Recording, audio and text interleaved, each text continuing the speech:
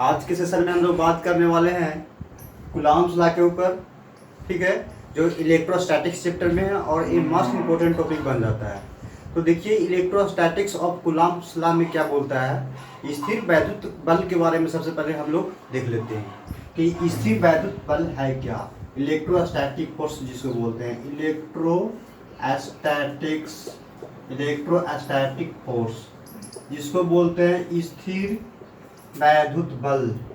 स्थिर वैद्युत वैद्युत बल, ठीक है। फिलहाल कूलॉम्स लॉ को पढ़ने से पहले थोड़ा सा इस टाइम को देख लिया जाए, ठीक है। स्थिर वैद्युत बल क्या है, ठीक है, जिसको बोलते हैं इलेक्ट्रोस्टैटिक फोर्स। देखिए कूलॉम्स लॉ ऑफ इलेक्ट्रोस्टैटिक्स में क्या कहता है कि इसमें जो जितना भी चार्ज की बात होगा, ये जो चार्ज हमारा रहेगा स्थिर रहेगा, यानी स्टेबल रहेगा, यानी मूवेबल चार्ज नहीं रहेगा, गतिमान चार्ज नहीं रहेगा। ये जो चार्ज रहेगा रेस्ट कंडीशन में रहेगा, यानी स्थिर चार्ज के बारे में बात करेगा। तो मान लिया जाए कि कोई चार्ज Q है, ठीक है, यहाँ पे कोई चार्ज Q प्लस नेचर का है और यहाँ पर भी एक प्लस नेचर का चार्ज है और बीच की दूरी r डिस्टेंस, ठीक है। तो इलेक्ट्रोस्टैटिक्स फोर्स क्या होता है, सबसे पहले इस टर्म से परिचित हो जाइए।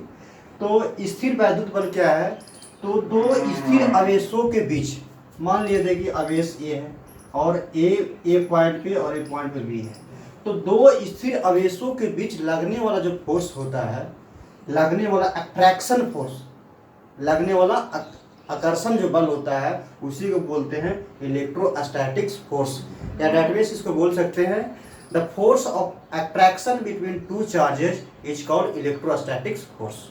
दो स्थिर आवेशों के बीच में लगने वाला आकर्षण बल को इलेक्ट्रोस्टैटिक फोर्स कहते हैं।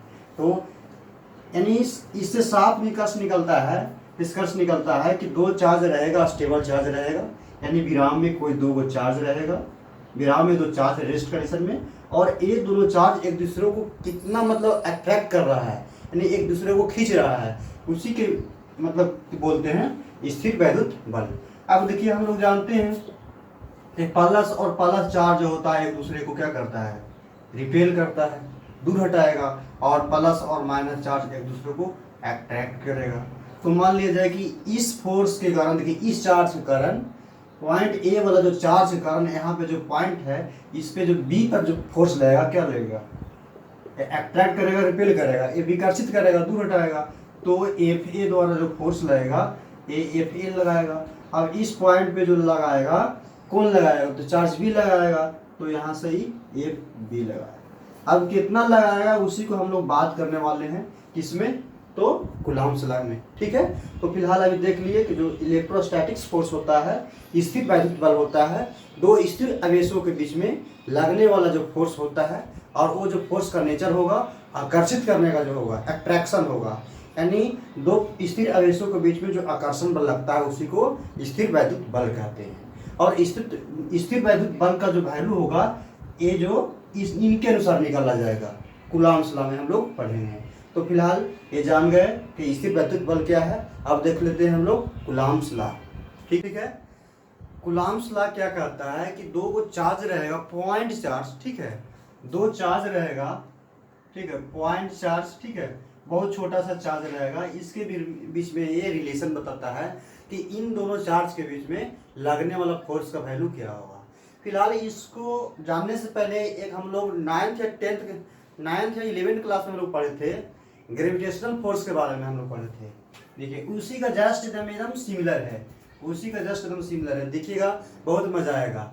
देखिए मान लिया जाए कि M1 और M2 मास के दो बॉडी है। ग्रेविटेशनल फोर्स में हम लोग पढ़े थे, गुरुत्वाकर्षण बल में हम लोग पढ़े थे कि M1 और M2 मास के दो यदि बॉडी है और उसके बीच का डिस्टेंस यदि r है, ठीक है, तो इन दो बॉडी के बीच में जो अट्रैक्शन फोर्स लगता है, इन दोनों बॉडी के बीच में जो अट्रैक्शन फोर्स लगता है वो कितना होगा। तो इन दोनों को बीच में लगने वाला गुरुत्वाकर्षण बल जो होता है, दोनों बॉडी के मास के गुणनफल के समानुपाती होता है, यानी दोनों बॉडी के मास यानी M1 इंटू M2 गुणनफल के समानुपाती होता है, और इसको हम लोग समीकरण नंबर 1 माने थे।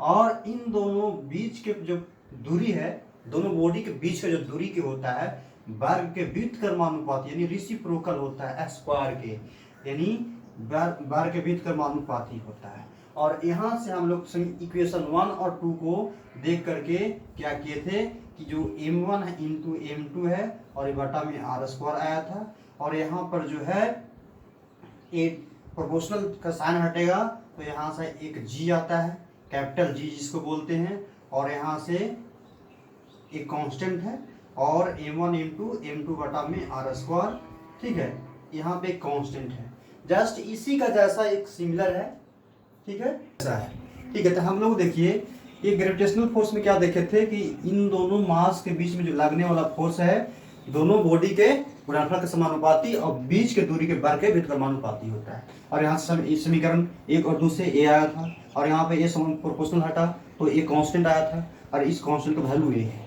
तो कुछ नहीं है इसमें जो होगा कूलम्ब्स लॉ में क्या होगा, दो को चार्ज होगा और वो जो चार्ज होगा स्थिर होगा, यानी रेस्ट कंडीशन में दो चार्ज होगा, और ये आपके ऊपर डिपेंड करता है कि चार्ज का जो नेचर है कैसा है, प्लस ले रहे हैं कि माइनस ले रहे हैं। तो हम लोग सपोज दैट मान लेते हैं कि दो जो चार्ज है, यहाँ पे दो कोई चार्ज है, यहाँ पे ये प्लस नेचर का दो कोई चार्ज है, ठीक है, ये प्लस नेचर का, और यहाँ पे क्या है प्लस नेचर का दो चार्ज है, दो चार्ज है, ये प्लस है और ये भी क्या है प्लस है, और ये जो दोनों के बीच का जो दूरी होगा, ये जो दोनों के बीच के जो दूरी होगा मान लेते हैं r। देखिए तो जस्ट इसी के जैसा दिख रहा है कि नहीं, m1 है m2 है, यहाँ मास लिए हैं और हम लोग यहाँ चार्ज लिए हैं और बीच का दूरी क्या है r है। तो अब देखिए दोनों चार्ज प्लस है तो क्या बताए थे, जब दो चार्ज आपस में सेम नेचर का रहे तो ये ऐसे फोर्स इधर लगाया, ये ऐसा फोर्स लगाएगा। तो मान लिया जाए कि पॉइंट ए है और ये मान लिया जाए कि पॉइंट बी, ये पॉइंट है और ये पॉइंट बी है। तो बी वाला जो बी पर जो ए के द्वारा फोर्स लगाएगा ये रिपेल करेगा, इधर लगाएगा, यानी ए इधर लगाएगा, और बी के द्वारा ए पर जो चार्ज लगाएगा तो जो फोर्स लगाएगा फोर्स जो लगाएगा एफ बी इधर लगाएगा। तो कूलम्ब्स लॉ क्या कहता है कि यदि दो वो चार्ज यदि कोई किसी स्थान पर रख दिया जाए, ठीक है, यदि दो वो चार्ज को टू चार्ज को यदि r दूरी पर, दूरी कुछ भी रहे, ठीक है, ये आपके ऊपर डिपेंड करता है कि दूरी आप कितना ले रहे हैं। ये दो चार्ज मान लेते हैं Q1 है और इसका क्या है Q2 है, दो चार्ज Q1 और Q2 इनके बीच की दूरी r है, तो इन दोनों चार्ज के बीच लगने वाला इलेक्ट्रोस्टैटिक फोर्स यानी स्थिर वैद्युत बल इन दोनों चार्ज के गुणनफल के समानुपात की, जस्ट लाइक इसके जैसा। तो इन दोनों चार्ज के बीच लगने वाला जो होता है, लगने वाला इलेक्ट्रोस्टैटिक्स फोर्स, लगने वाला इलेक्ट्रोस्टैटिक्स फोर्स इसके और इसके बीच में क्या करता है, इन दोनों चार्ज के, इन दोनों आवेश के गुणनफल के समानुपाती, यानी आवेश क्या है भाई, तो समानुपाती हो गया, गुणनफल माने गुणा, दोनों चार्ज का Q1 और Q2, इसका इक्वेशन मान लेंगे 1। और क्या कहता है यहाँ पर देखिए बीच की दूरी के वर्ग के व्युत्क्रमानुपाती, तो यहाँ पर भी हो जाएगा इन दोनों चार्ज के बीच लगने वाला इलेक्ट्रोस्टैटिक फोर्स इन दोनों चार्ज के बीच के दूरी के वर्ग के व्युत्क्रमानुपाती, यानी यहाँ पे जो होगा आपका F जो होगा 1/r² होगा, इसका समीकरण 2। अच्छा, इस बात से आप क्या निष्कर्ष निकाल सकते हैं, यानी कि 1 बटा कर रहा है, यानी कहने का मतलब 1/r², यानी जैसे जैसे इसका इन दोनों चार्ज के बीच का दूरी बढ़ाएंगे, यानी Q1 और Q2 है, मान लिया जाए कि Q1 यहाँ पे और Q2 यहाँ पे है, और पहले R का जो दूरी है ये 10 मीटर था, अब जैसे ही 10 से हम कर दिए 20, ये चार्ज यहाँ था, अब यहाँ से यहाँ कर दिए तो अब हो गया मान लिया जाए कि 20। तो कह रहा है कि फोर्स जो होगा वो पहले था 10, तो कितना आया 1/10, यानी 1/100, 100 भाग हुआ, अब 20 आ गया तो एक यहाँ पर 20 करेंगे, यहाँ पर जो 20 करेंगे तो कितना आ जाएगा 1/20 का होल स्क्वायर, यानी 1/400, यानी नीचे में जितना वैल्यू ज़्यादा रहेगा उसका वैल्यू उतना ही कम। यानी कहने का मतलब है जैसे ही इन दोनों चार्ज के बीच में दूरी अगर बढ़ा देंगे तब इन दोनों चार्ज के बीच में लगने वाला इलेक्ट्रोस्टैटिक फोर्स का वैल्यू घट जाएगा, जस्ट लाइक एक चुंबक के जैसा है। चुंबक को जैसे ही पास लाएंगे तब फोर्स ऑफ अट्रैक्शन ज़्यादा लगता है, आकर्षण पर ज़्यादा लगेगा, जैसे ही चुंबक को दूर ले जाएंगे तो उसका प्रभाव घटते चला जाता है। इसी पे आधारित ये है, देखिए जैसे ही दूरी को बढ़ा रहे हैं, इन दोनों चार्ज के बीच में डिस्टेंस बढ़ा रहे हैं, तो इन दोनों आवेश के बीच में लगने वाला स्थिर वैद्युत बल जो होगा क्या स्क्वायर गुना घट जाएगा, या नीचे वाला जो वैल्यू जितना ही बड़ा होगा उसका ऊपर वाला वैल्यू का उतना ही कम जाएगा। यानी कहने का मतलब है जैसे ही दोनों चार्ज के बीच के सेपरेशन बढ़ाएंगे यानी दूरी बढ़ाएंगे तब फोर्स का वैल्यू घटेगा, इसका मतलब ये होता है। अब देखिए, अब इन दोनों चार्ज के बीच दो कोई चार्ज है और दोनों में से कोई एक चार्ज का वैल्यू बढ़ा दीजिए, ऊपर वाला को बढ़ा दीजिए तब फोर्स का वैल्यू बढ़ जाएगा, और इसका वैल्यू अगर बढ़ाएंगे दूरी बढ़ाएंगे तो इसका वैल्यू घट जाएगा। इसका मतलब ये होगा एक दूसरे का अपोजिट, इसका वैल्यू बढ़ाएंगे तो इसका वैल्यू घटेगा, तो इसका वैल्यू यदि घटाएंगे आर का वैल्यू घटाएंगे तो इसका वैल्यू बढ़ जाएगा। इसका मतलब ये होता है। अब समीकरण 1 और 2 से देख लिया जाए, 1 और 2 से यदि 1 और 2 से इसी का जैसा सोचिए तो क्या हो जाएगा Q1 और Q2 और बट्टा में क्या हो जाएगा आर स्क्वायर, और यहाँ पे प्रोपोर्शनल हटेगा, समानुपाती हटेगा तो एक कांस्टेंट आया था जी, तो यहाँ पर एक हम प्रोपोर्शनल हटा देते हैं, समानुपाती हटा देते हैं तो यहाँ आता है कांस्टेंट के, और इस कांस्टेंट के को क्या बोलते हैं, वैद्युत स्थिरांक बोलते हैं, जिसको इलेक्ट्रिक कांस्टेंट बोलते हैं। और यहाँ पर Q1 इंटू Q2 और बटा में क्या हो जाएगा आर स्क्वायर, ठीक है। और जहाँ पे जो के है, के जो है इलेक्ट्रिक कांस्टेंट, ये क्या है इलेक्ट्रिक कांस्टेंट, इलेक्ट्रिक कांस्टेंट जिसको बोलते हैं वैद्युत स्थिरांक, वैद्युत स्थिरांक बोलते हैं। अब देखिए जो के का वैल्यू है, यहाँ पे जी का वैल्यू था तो के का वैल्यू कुछ होगा ना, तो जो के का वैल्यू यहाँ पे होगा, के का जो वैल्यू होगा 9 × 10 के पावर 9 और ये आपका हो गया न्यूटन मीटर स्क्वायर और पर कूलम स्क्वायर, ये आपका के का वैल्यू हो गया। और के का वैल्यू इतना ही नहीं, के का वैल्यू 1/4 पाई एप्सिलॉन नॉट, ठीक है, इतना होता है। और इस वैल्यू को कैलकुलेट करने पर ये आया है 9 × 10 के पावर 9 न्यूटन मीटर स्क्वायर पर कूलम स्क्वायर। फिलहाल इसको अभी स्क्रीनशॉट लेना है तो ले सकते हैं, ठीक है। हाँ तो इसको फिलहाल मिटा देते हैं, ये देख लीजिए जस्ट लाइक इसी का जैसा है। अब चलते हैं हम लोग, देखिए अब चलते हैं हम लोग यहाँ पे आ जाइए, के इक्वल टू क्या देखें 9 × 10 के पावर 9 न्यूटन मीटर स्क्वायर और पर कूलम स्क्वायर। के को क्या बोले इलेक्ट्रिक कांस्टेंट, जिसको बोलते हैं वैद्युत स्थिरांक। अब देखिए के को जो वैल्यू हम लोग देखे 1/4 पाई एप्सिलॉन नॉट होता है और इसका जो वैल्यू इतना आता है, ठीक है। यहाँ पे देखिए अब ये जो एप्सिलॉन नॉट है, ठीक है, एप्सिलॉन नॉट है, इसको बोलते हैं विद्युतशीलता। क्या बोलते हैं, विद्युतशीलता। एप्सिलॉन नॉट को क्या बोलते हैं, विद्युतशीलता बोलते हैं। इसको इंग्लिश में बोलते हैं परमिटिविटी, परमिटिविटी बोलते हैं इंग्लिश में, परमिटिविटी। अब इसका जो वैल्यू होता है एयर के लिए होता है या वैक्यूम के लिए होता है, ठीक है, एयर के लिए होता है या वैक्यूम के लिए, ठीक है। एयर के लिए कितना होता है 8.85 × 10 के पावर -12 और ये आपका हो गया कूलम स्क्वायर पर न्यूटन मीटर स्क्वायर, ये आपका वैल्यू हो गया। अब देखिए एप्सिलॉन नॉट यानी विद्युतशीलता क्या है। अच्छा इसका हम लोग डिस्कस करेंगे, विद्युतशीलता के बारे में हम लोग डिस्कस करेंगे। फिलहाल अभी इतना ही देख लीजिए, ठीक है।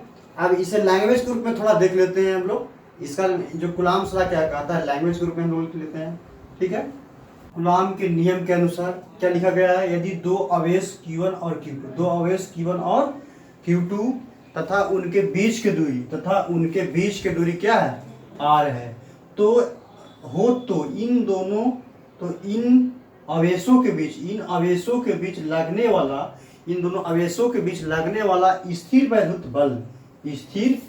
बल दो आवेशों के गुणनफल के समानुपाती, Q1 और Q2 के गुणनफल के समानुपाती और बीच के दूरी के वर्ग के व्युत्क्रमानुपाती होती है, ठीक है। आप समीकरण 1 और 2 से देख लिए, यहाँ पे प्रोपोर्शनल आया, समानुपाती, तो इस समानुपाती हटा तो एक कांस्टेंट आता है, इस कांस्टेंट का नाम है विद्युत स्थिरांक बोलते हैं, जिसका वैल्यू 9 × 10 के पावर 9 न्यूटन मीटर स्क्वायर पर कूलम स्क्वायर। और इसका जो न्यूटन मीटर स्क्वायर पर कूलम कैसा है अभी तुरंत बताते हैं। अब देखिए ये जो है, फिर यहाँ से देखिए के का जो वैल्यू हम लोग पुट किए हैं, के का मान ही होता है 1/4 pi epsilon not Q1 × Q2 बटा R स्क्वायर।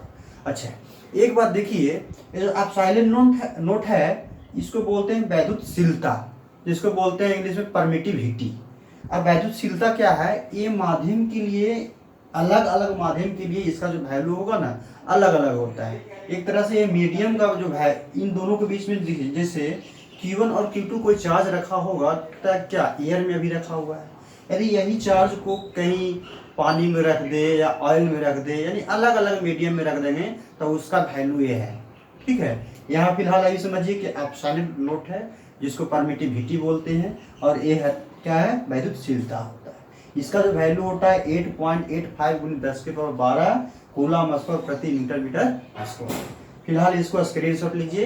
हम अभी चलते हैं, इसका जो वैल्यू आया है के का जो वैल्यू आया है इतना कैसे आया है और इसका जो मात्रक है मीटर स्क्वायर प्रति कूलम स्क्वायर कैसे आया है और इसका डायमेंशन फार्मूला की ओर देखेंगे। चलिए ठीक है, फिलहाल इसको स्क्रीनशॉट लेना है तो ले सकते हैं।